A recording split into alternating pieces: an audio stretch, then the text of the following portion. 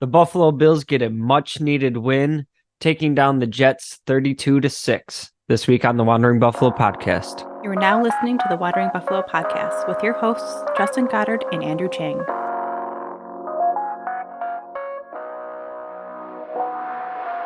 Bills Mafia, welcome in, and thank you for joining me on this week's episode of the Wandering Buffalo podcast, a show on the Buffalo FAMBase podcast network. If you guys aren't already doing it, check out the FAMBase podcast network. All kinds of podcasts, dropping all kinds of days of the week. Just a bunch of great shows on the network, so go ahead, check it out. I do thank you for joining me here, and we did it, guys. We're back on track for the Super Bowl. Hopefully, but just riding a little bit high right now. I'm gonna make this a quick episode. I'm still feeling under the weather from last week. But yeah, this game just felt good. It's the team has had its struggles this year, in particular on offense, and there's a lot of ways that the Bills could have come out with a win in Joe Brady's offensive coordinating debut for the Bills. That it could still kind of feel like, are we back on track? Like, what are we looking like? And granted, it's 1 week, right? And as teams start to get, a little bit more film on how he's calling the game, all that type of stuff, there may be some challenges that need to be overcome. But overall, just a really great day from the offense today. Josh Allen had pretty much a perfect game.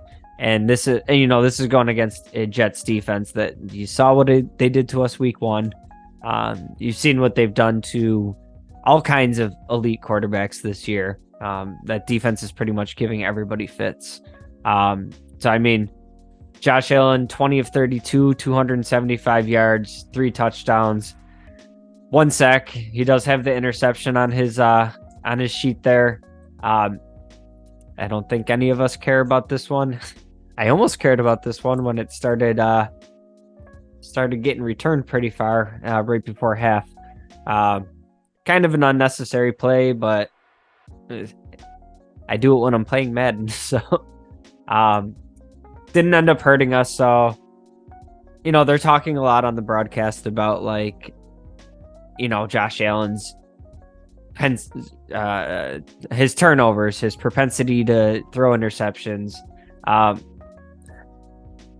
This is part of why I do the eyeball test with some things like turnovers, because we see a turnover like that and people are going to be like, oh, there's another turnover from Josh Allen in this game.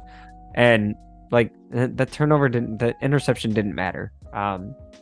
It's still going to be, when they want to have the conversation about, oh, I don't care about Josh Allen's touchdowns, let's look at his interceptions. Whatever. I don't care about that. What I do care about is the wins, and we've seen it all over the place, all over social media, like analytics saying that this offense was right there, but it just hasn't been happening.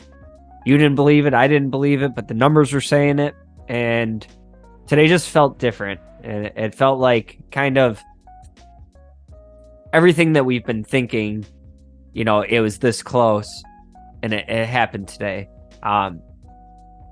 Now, I don't know how much of that is Joe Brady calling the game differently versus Ken Dorsey. This is right after the game, so I'm going to, watch the game, take another look at it. But just from the first run through of the game, it felt like it had a lot more flow to it. When you're talking about the balance with the run and pass game, it wasn't, the same rotation of plays every time. It wasn't, oh, we're, in second and long, let's do the shotgun run. There was some creativity. We saw a lot of David Edwards being used as that second tight end, putting that big boy in motion and everything. Thought the line did a great job in the run game. I think they gave up a little bit more pressure than we've been seeing on Josh Allen this year. But also, like I said, that's a great defense right there. In the run game, James Cook continues to be electric. 17 carries, 73 yards, getting involved with the passing game as well, adding 3 catches, 29 yards, and obviously the touchdown there. And just in general, Latavius Murray, 10 carries, 35 yards. That's one that's like not eye-popping numbers on the stat sheet, but Latavius Murray was brought in, we thought, to be, kind of that short yardage guy, the 3rd and 1, 3rd and 2, goal line stuff. So it didn't have to be Josh Allen all the time. And his numbers aren't going to be sexy on the stat sheet most of the time. But a lot of those carries that he had were for first downs, keeping the chains moving, and he rumbles for a lot more than I think he's going to do most of the time. How about Ty Johnson in this game? Somebody that I forget is on the team sometimes. Maybe you guys have too. You had to kind of do a double take to see who that was out there. But he talked in the offseason about being blindsided, wasn't expecting to get cut by the Jets. Came in and he wanted to have a revenge game on a 4th down that the Bills went for it. Not only does he convert it, he scurries right down the sideline with no room for error there. Takes it for a 28-yard touchdown. Great play. Glad to see that from him. It's getting contributions from all the running backs today, and that was one of the things that I really liked in this game. Is the Jets have that good defense. They have strong safeties. They have the reigning defensive rookie of the year in Sauce Gardner at cornerback. This is the type of game where you got to get creative and beat them in different ways. So just looking at how the ball was spread around today, love the game that we saw from Kincaid. 6 catches on 7 targets, puts up 46 yards. It's a game where your guy Stephon Diggs, he wasn't the focal point of the offense, and we've seen so much this year of Steph Diggs being able to put up McDonald's numbers, but it not translating to a win. Here's kind of the opposite of like, okay, you're gonna put all these assets, you're gonna make sure you're covering Steph Diggs. Okay, we're gonna find other players that are gonna beat you, and guy Khalil Shakir, week after week, he's starting to make more and more of an impact. We talk about, for years now, we've really been struggling with yards after catch. He hauls in that 81-yard touchdown. There's like 4 separate times on that play that I was like, ooh, nice play. He's going to get tackled. And he had some nice moves with the ball in his hand. I'd say that touchdown was, the run after catch was 90% of the reason that touchdown exists. A lot of players aren't scoring on that. So he was somebody I was really excited to see. And he's been emerging over the last few weeks, and I think he's earned some more touches. But I do want to talk about, kind of on the downside of this receiving game is who we didn't see getting the ball right. And we've talked about Gabe Davis so much on this podcast, all across Bills Mafia. I know there's a lot of things that aren't going to show up on the stat sheet that Gabe Davis does. I know they like to use him. He moves in and is almost like an inline blocker sometimes. They use him in run looks for blocking. To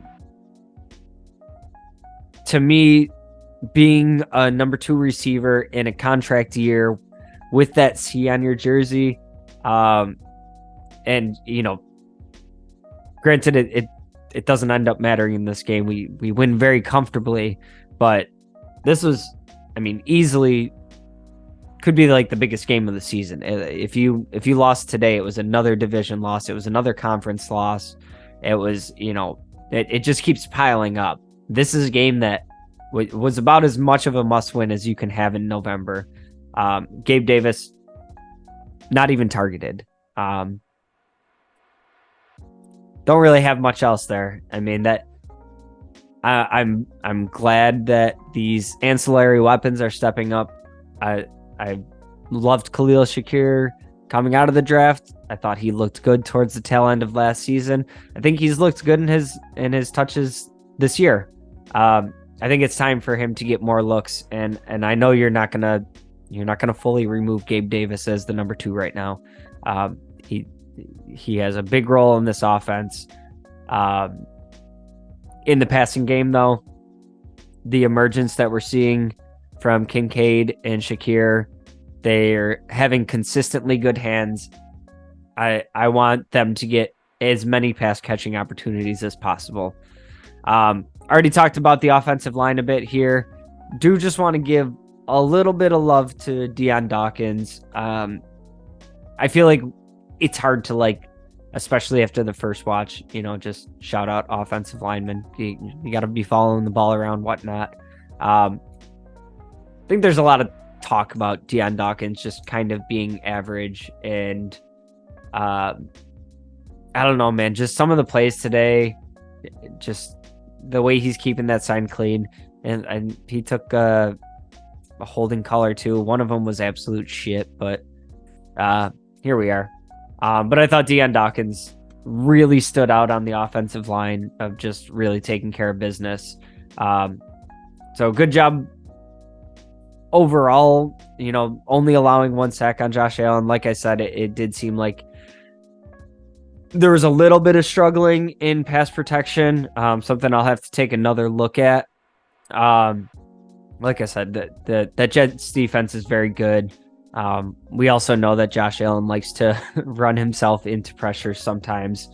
So we'll take another look at that. But overall, allowing 1 sack on the day, you're going to take that most weeks. Coming back on the other side of the break, I do want to break down the defense and what is coming up next for the Bills. Stick around.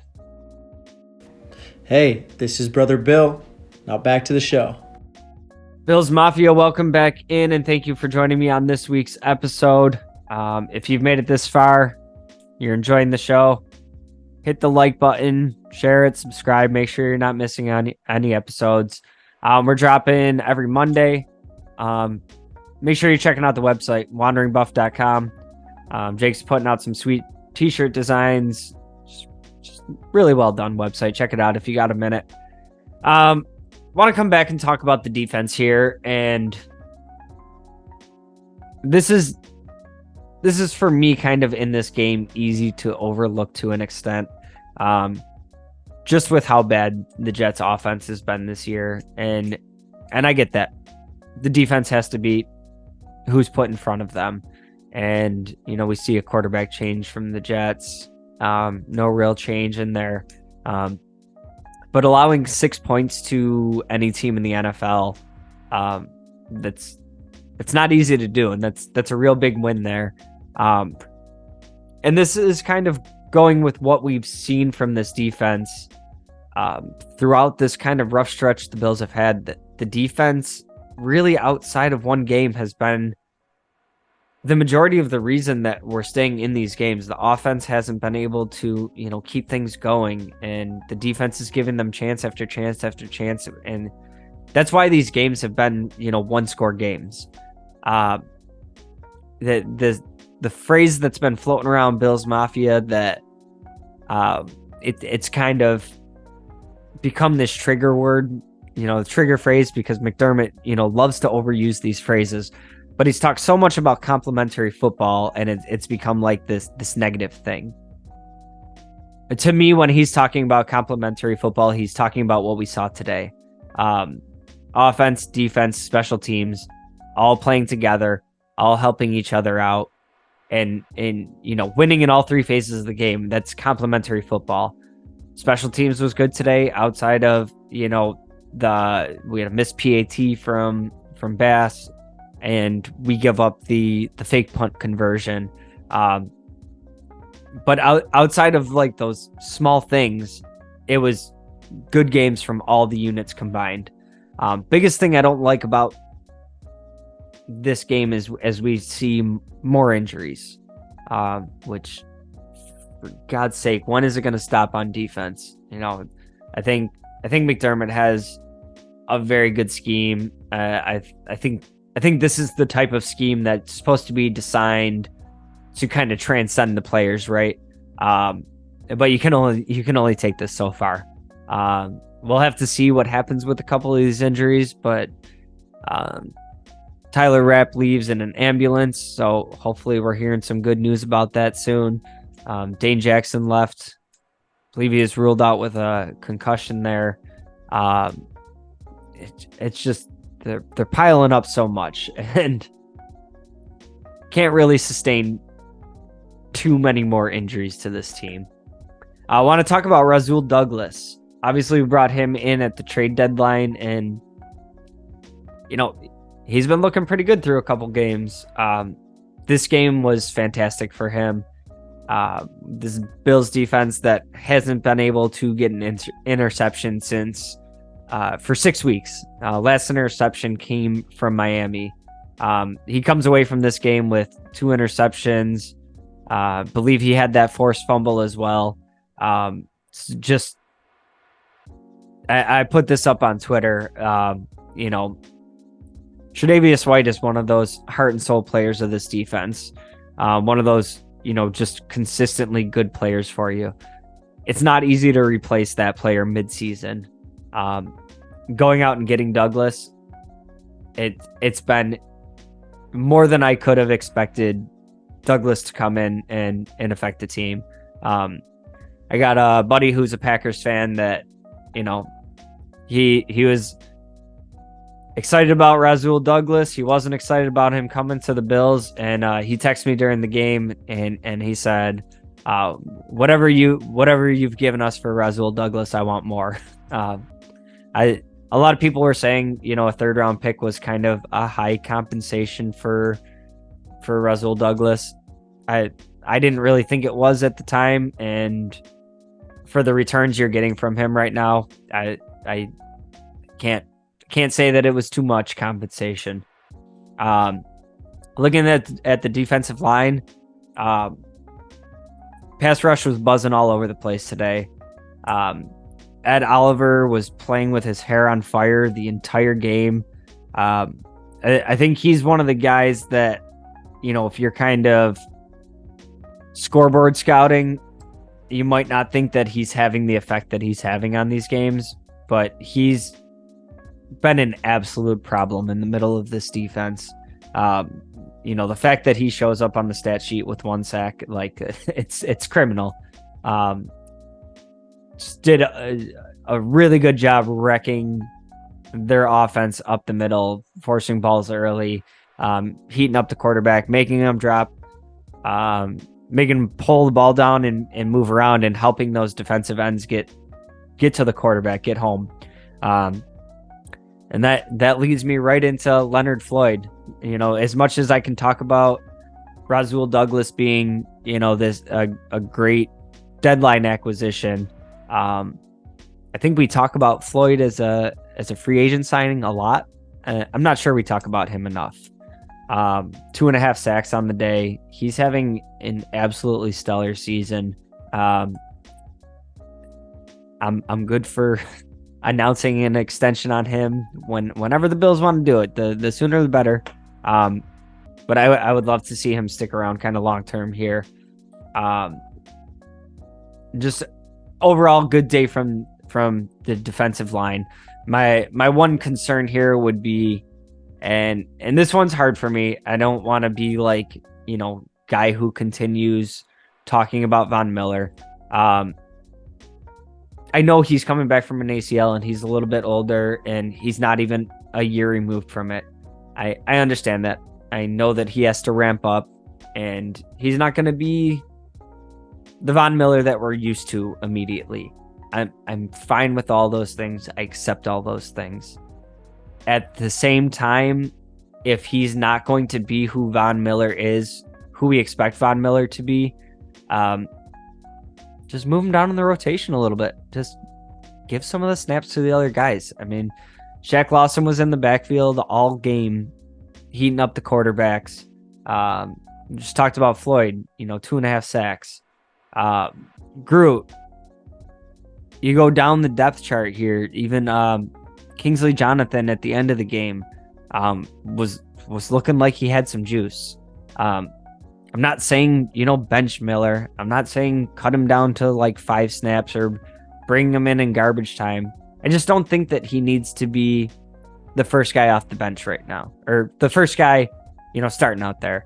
I think you can dial him back, and if he's not 100% ready and he's still ramping up, just drop him back a little bit. That's all. I just think there's guys that are outplaying him right now, and I understand the player, I understand the name, I understand the contract, I understand wanting him to be ramped up and ready for the postseason. I think you can still do all of that, and you can get him where you want him to be if and when we make it to the postseason, without kind of taking snaps away from the other guys at this point. AJ Epinesa, that's the name I was forgetting in there. He's been having a stellar season himself. So yeah, that's really my only gripe. I guess kind of defensively here. I think the secondary played great today. We'll get to Jordan Poyer's interception. But this is another one, I'm not going to put all of my stock into this game. It is low energy as we've been, as frustrated as we've been with the Bills for like the last 4 or 5 weeks. This one win against the Jets on offense, defense, whole team wise, it's not going to erase all that for me. Do I feel better today than I felt in the past few weeks? Yes. Do I think, kind of with the landscape of the AFC, just how many teams are right in that mid-range, do I feel okay about our chances of making the playoffs, maybe ripping off some wins in a row? Yeah, I feel like it could happen. And I was getting pretty close to the point of, not feeling like that last week. But yeah, this secondary playing against, that group of receivers and those quarterbacks, I really would have only been concerned if they gave up a ton of stuff this game. So I guess they kind of could have only gone down in my book. They weren't going up in this game. I wasn't going to be, more impressed with them that they shut down Zach Wilson and Allen Lazard, if that makes sense.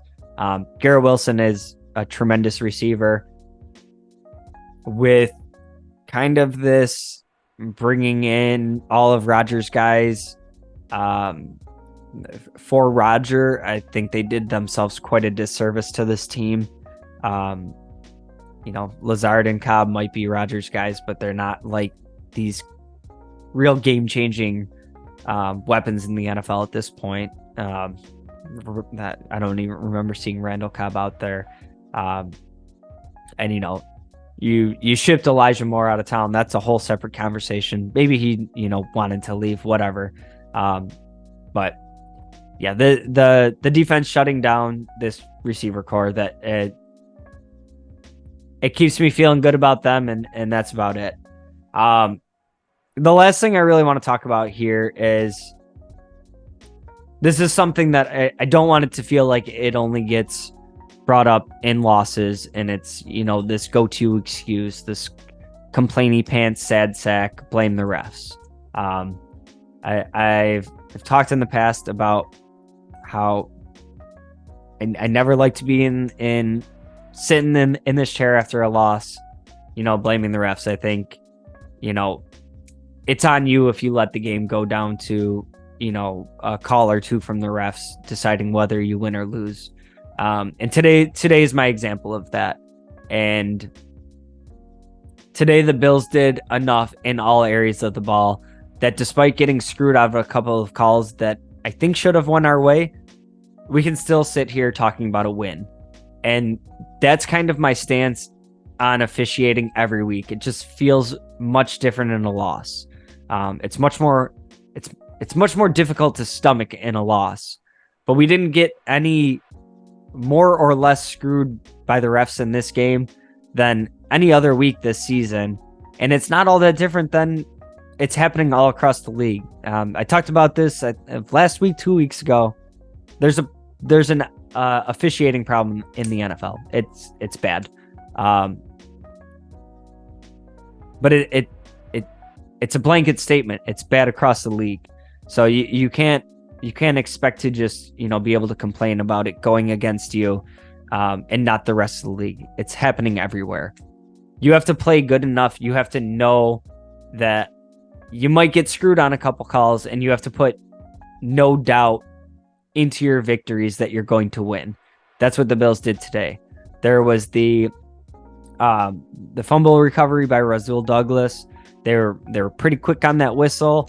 The TV broadcast didn't show as many replays as I'd like, but it looked an awful lot like he got that lateral out pretty quick, and that was a Micah Hyde touchdown.